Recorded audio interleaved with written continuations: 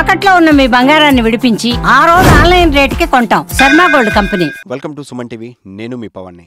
ఈరోజైతే శ్రీకాకుళం జిల్లా ఆమదలోస నియోజకవర్గం నిమ్మతొర్లాడ అనే గ్రామంలో అయితే ఉన్నాము. అయితే ఈరోజు ఈ నిమ్మతొర్లాడ గ్రామంలోని ఇక్కడ జరుగుతున్నటువంటి ఇసుక ర్యాంప్గాను ప్రభుత్వం అనుమతులు ఇచ్చినప్పటికీ కూడాను ఈరోజు గ్రామస్తుల మధ్య అదేవిధంగాను ఈ ర్యాంప్ నడుపుతున్నటువంటి నిర్వాహకుల మధ్య కూడాను ఒక ఘర్షణ అయితే జరిగి యుద్ధ వాతావరణం అయితే నెలకొన్నది.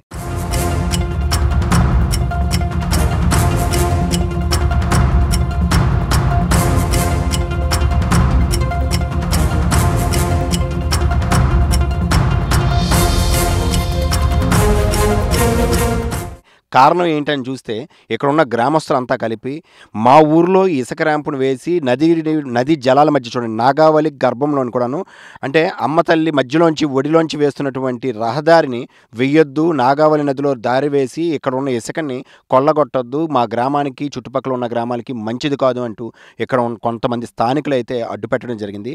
అదేవిధంగాను ఈ చుట్టుపక్కల పిల్లలు ఆడుకుంటున్నారు. భారీ వాహనాలు రాత్రి పగలు రేంబావులు కూడాను తిరుగుతున్నటువంటి సమయంలో గ్రామాల మధ్య నుంచి తిరుగుతున్నది అనుకుంటే మాకు ఇక్కడ ఇబ్బంది అవుతుందంటూ మాట్లాడుకుంటున్నటువంటి తరుణంలో కొంతమంది ఒక 40 నుంచి 50 మంది వ్యక్తుల వరకు దుండగలు వచ్చి గ్రామస్తులపై రాత్రిపూట దాడి చేశారంటూ వాళ్ళు గాయాలతోనైతే ఈరోజు పోలీస్ స్టేషన్కి వెళ్ళి ఫిర్యాదు చేయడం జరిగింది. దానిపైన ఇక్కడ ఉన్నటువంటి గ్రామస్తులంతా కూడా ఇక్కడ ఇసుక ర్యాంపుని నిర్వహించొద్దు, దీనివల్ల మా గ్రామానికి ముప్పు. అదేవిధంగా చూడండి ఒక్కసారి చూసినట్లయితే అంటే ఇసుక ర్యాంపు ఎవరు నిర్వహిస్తున్నారు, ఏం చేస్తున్నారు అనేది పక్కన పడేస్తే ఈ విధంగా మనకు ఉన్నటువంటి నాగావళి నది శ్రీకాకుళానికి ఉన్నటువంటి దేవుడిచ్చినటువంటి ఒక వరం.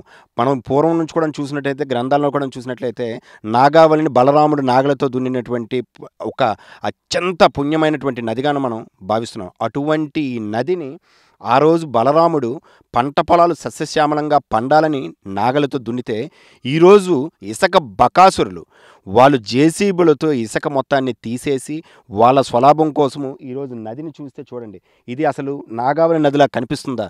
ఎటు చూసినా సరే రోడ్డులు వేసేసి ఇసుక గుట్టలుగాను కొల్లగొట్టేసి ఒకవేళ దీంట్లో వాటర్ వచ్చినట్లయినా సరే చుట్టుపక్కల ఉన్న గ్రామస్తులు కూడాను భారీ ఇబ్బందులు కలుగుతాయి. అసలు ఇక్కడ ఏం జరిగింది, గొడవ ఏం జరిగింది, అసలు ఎందుకు వీళ్ళు గ్రామస్తుల మధ్య ఘర్షణ ఎందుకు జరిగింది, నిర్వాహకులు వాళ్ళపై దాడి చేయాల్సిన అవసరం ఏంటి, ఇవన్నీ ఇప్పుడు దీనిపైన పోలీసులు ఎటువంటి చర్యలు తీసుకుంటారు, ఇవన్నీ ఇంకా వేచి చూడాలి. ఒకసారి గ్రామస్తులకు ఏం జరిగింది అన్నది చూస్తే పక్క విజువల్స్లోనే ఎంత కిరాతకంగానో చూస్తుండే.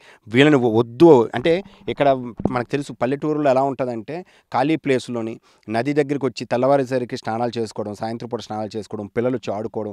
అదేవిధంగా ఈ చుట్టుపక్కల గ్రామాల్లో ఎవరైనా సరే చనిపోతే వాళ్ళని తెచ్చి దహన సంస్కారాలు కూడాను ఇక్కడే మన అంటే శ్మశాన వాటికలు కూడాను నిర్వహించినటువంటి అటువంటి ఈ గ్రామం అసలు ఎప్పుడు కూడా ఈ గ్రామము ఎక్కడ కూడా గొడవలు కానీ ఒక పోలీస్ స్టేషన్లో చరిత్ర కానీ లేనటువంటి గ్రామం ఒక్కసారిగా నిన్న గొడవల్లోకి వచ్చి స్థానికులందరూ కూడాను కొట్టేసి వాళ్ళు చేశారని వాళ్ళు ఫిర్యాదులు చేశారు. పోలీసులు అయితే కేసును కూడా నమోదు చేశారు. అసలు ఇలాంటి ఉన్నది ఈరోజు చాలామంది రాజకీయ నాయకులు కానీ వీళ్ళు కానీ అందరూ వచ్చి వీళ్ళకి న్యాయం చేస్తాను, కొంతమంది ఏం జరిగిందో తెలుసుకుంటాను, మరి కొంతమంది చెప్పి వెళ్ళిపోతున్నారు. కానీ జరిగిన అన్యాయాన్ని కల్లారా కనబడుతుంది క్లియర్గాను. ఇంత అన్యాయం జరుగుతుంది, అసలు ఏం జరుగుతుంది, రేపు భవిష్యత్తు మన భావితరాలకి మనం ఏం అందివ్వబోతున్నాము ఒకసారి వేచి చూద్దాం. వాళ్ళు మిషన్ తావుకి లోపలికి వెళ్ళింది, మిషన్ సైడ్ వెళ్ళి తావు ఆలు వేసుకోమంటారు, తావ ఆలు వేసుకోమంటారు లోపలికి. వేసుకున్న తర్వాత అక్కడ కొద్దిగా ట్రైల్కి ఏంటంటే ఇసుక గొయ్యి పెట్టి దూరం వెళ్తారు, వాళ్ళు మదుపవుద్దని 2 గొయ్యలు తీసి టచ్ చేసుకోండి. వీళ్ళు ఇక్కడి నుంచి తీసేస్తారు ఏంటని వాళ్ళు ఊరందరూ ఏకమైపు వచ్చి కొట్టాను అంతే. వాళ్ళకి తెలీదు దూరం వెళ్తే బోల్డ్ మదుపు అయిపోద్ది, ఇసుక బాగుంటే వెళ్దాం లేకపోతే లేదనేసి ట్రైల్ వేశారు. అక్కడ కొద్ది గొయ్యి తీసి శాంపిల్ తీశారు.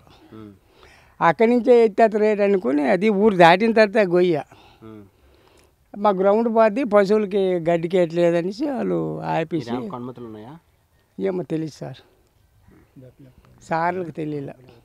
దెబ్బలు ఎవరు తగిలాయా? తగిలే అదే వస్తాడు సార్, నాయుడు గారికి 2-3 తగిలింది. వాళ్ళే ముందు వచ్చి వీళ్ళందరికీ కొట్టేశారు, ఎద్దలు బద్దలు కొట్టేసి వెళ్ళిపోండి ఎక్కడి నుంచి అని.